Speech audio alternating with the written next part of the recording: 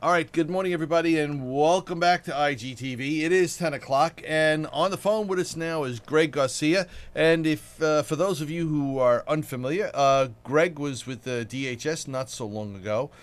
We remember you in your past life, Undersecretary for, I guess, the Cyber Division over at DHS, if I've got that correct, Greg. And then you went over to Bank America, and most recently, we noted you working with Microsoft in the Digital Crimes Unit. You want to tell us what's going on?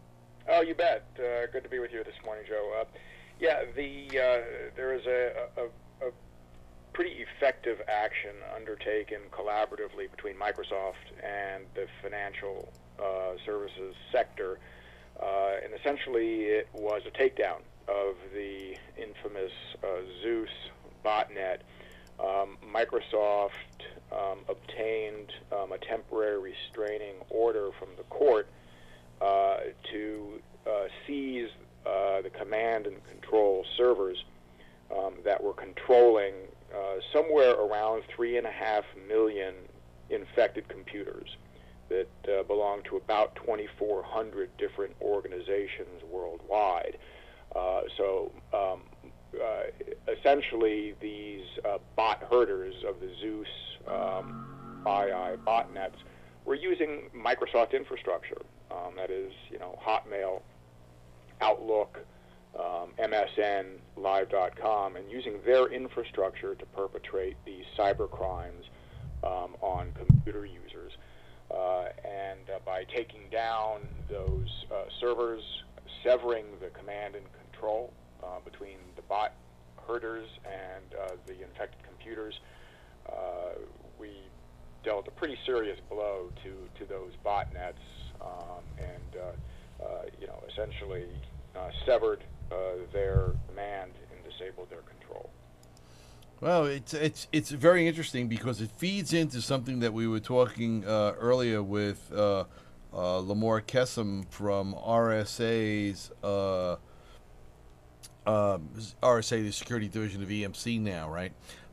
Their fraud action research labs over in Israel.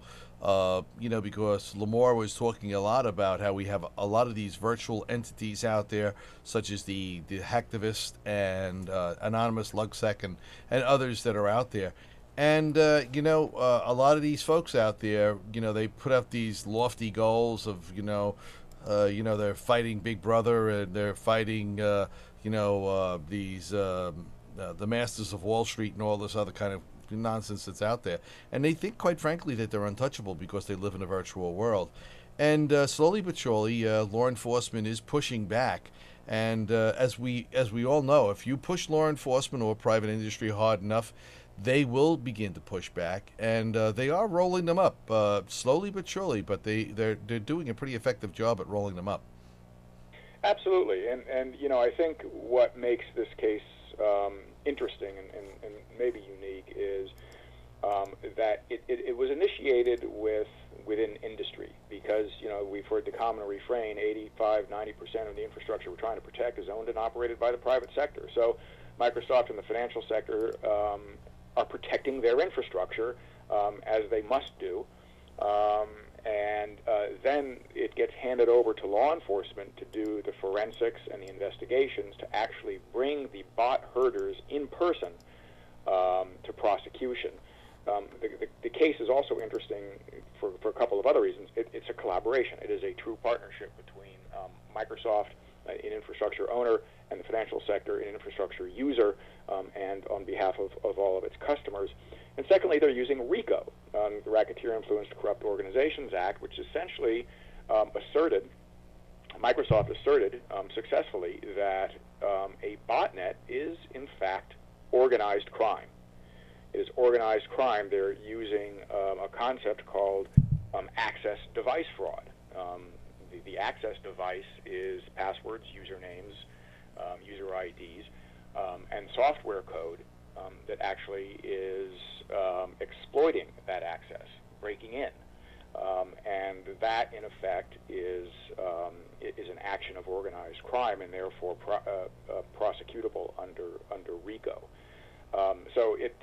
This is a very interesting case, a combination of legal advanced technical means to bring down a cybercrime network.